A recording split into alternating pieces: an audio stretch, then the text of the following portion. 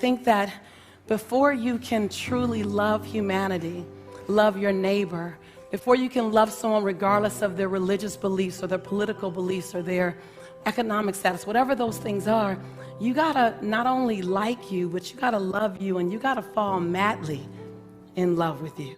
And that's not necessarily a fast journey. You know, I know for me, it wasn't a fast journey. It didn't happen overnight. It didn't happen every day. I wasn't loving Lisa. Some days I wasn't liking Lisa. And so I thought that the contribution that I can bring to you is really to talk about what does it look like to love you in your now, like madly, to the point that you become a magnet for those people who are around you, that you begin to attract the very partner, business partner, or life partner, opportunities, consumers, customers, players, like just because of the energy that you're giving off. So, you know, when you talk about the journey of love, and, you know, love is such a big word that I think is overused. I think love is a very endearing word. I think we say we love things that we don't love. Like, oh, I love that movie. Oh, I love those jeans. Oh, I love that car. Oh, I love him. So I think that love is a sacred experience. But I think that love for other people only follows and chases a love that we have for ourselves. And I think one of the best journeys that I took was the journey to fall back in love with Lisa. And I didn't know that journey would take so much. I was in South Africa, and I was rocking my fro, and this woman stood up and said, "Sister, how do you wear your hair like that?" She goes, "Sister, how do you get your afro like that?" And I said, "How do I get my afro like this? I'm in Africa. You guys all have afros." It's like, I was wearing your hair because I was coming home.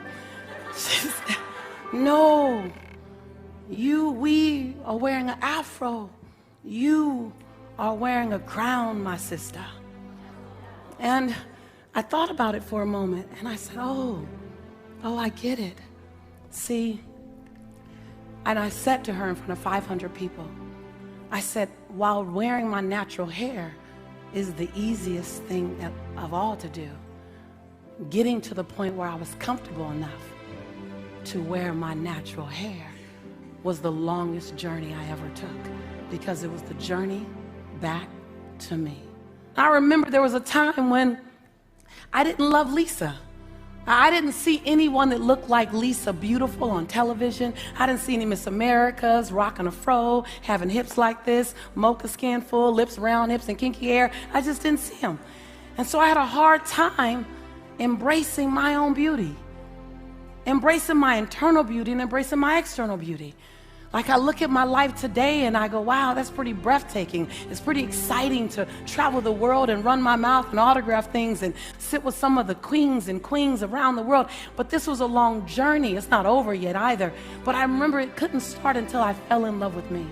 That when you can love your now, and I mean love your money now, your bank account where it is now, when you can love your weight where it is now. Did you guys see y'all saw those pictures of me earlier? Were you guys looking like I was looking like? My God, there's a lot of you to love, girl. It wasn't until I can fall in love with Lisa at that size that the Lisa today can even emerge. So often we're waiting until something gets better, until it changes, until it transforms, and then I'm gonna play full out. And the universe is saying, I respond to you playing full out right now. I respond to you playing full out right now. Are you willing? Are you willing to be so radical that you play full out as you're evolving your life, transforming your life, stepping into your next best season? Are you willing to fall madly in love with your now?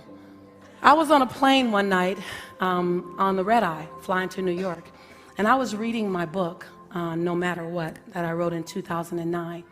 And there was a part in No Matter What that has you expose the lies. So it's a book that has you actually do work inside the book. And there's a part that talks about exposing the lies. And you just write down all the lies that you believe about yourself. And I was actually reading the book and doing the book, even though I was the author of the book. And I had just broken up with someone, and I just needed to remind myself of who I was. And so I'm on the plane and I'm reading the book and my head's down. I got a baseball cap on. I'm kind of incognito. And this woman sees the back of the book and sees my picture. And she goes, "Oh my God, I love her." And I had my head, I was like, okay, I can get away with this if I don't quite look up. I said, "Thank you." She says, "You know she has another book, like she's in The Secret too." I was like, "Oh yeah, thank you, yeah." And I'm just writing and I'm actually crying.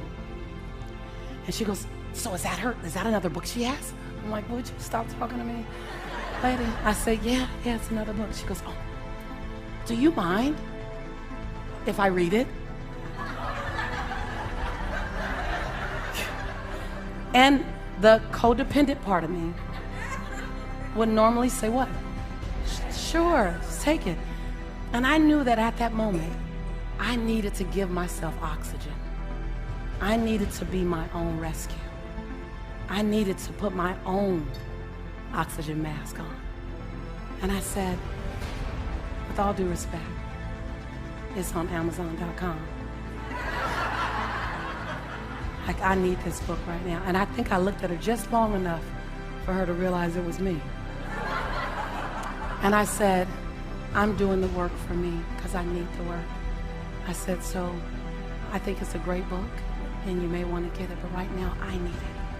And so are you willing to design a future for yourself that demonstrates that you love you madly? Are you willing to forgive like you have never, ever been betrayed? Because that's self-love. Are you willing to not hold your future hostage to your past?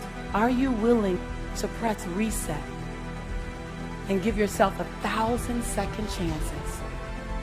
And every time you get to 999, you press reset again and you get 1,000 more, because that's self-love.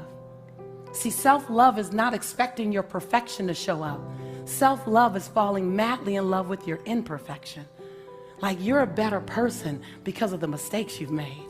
You know, I look at my life and I'm blown away.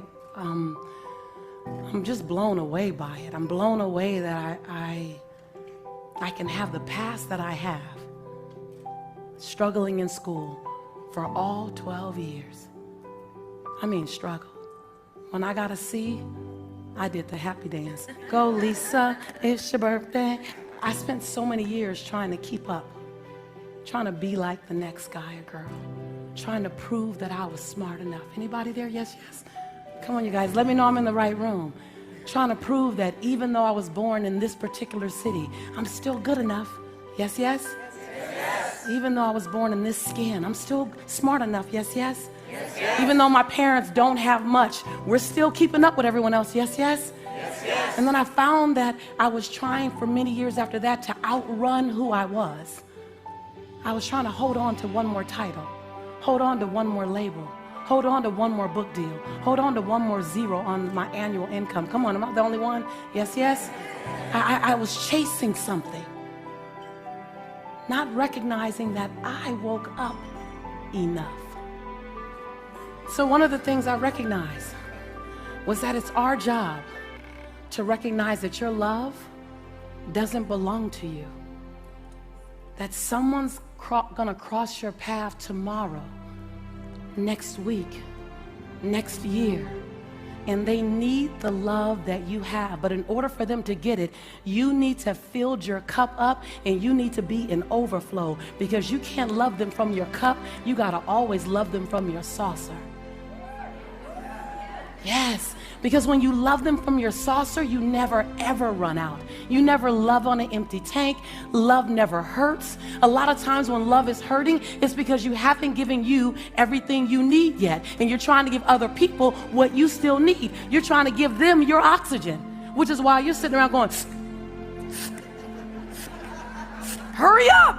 And so recognizing that when you love from your overflow, that's the most responsible thing that you could do.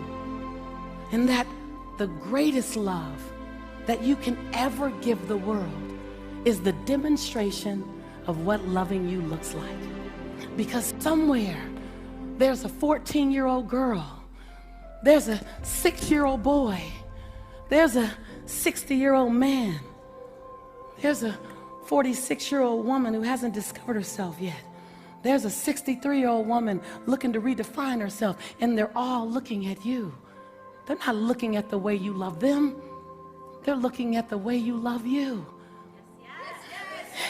And they're looking at your examples, and they're saying, well, if she can do it, I can do it. If she can give herself 1,000 second chances, then I can give myself one more. And if he can give himself another chance, if he can get up after that financial fall, if he can get up after that divorce, if she can get up after that breakup, if he can get back up after having to leave his children, if she can get back up after having that child, and she can define herself, then what can I do?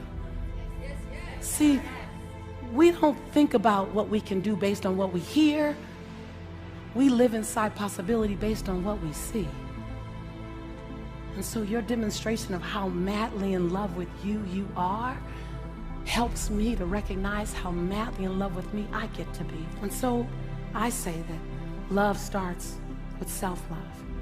It starts with being willing to recognize that the greatest love of all is inside of you. That it's always been inside of you.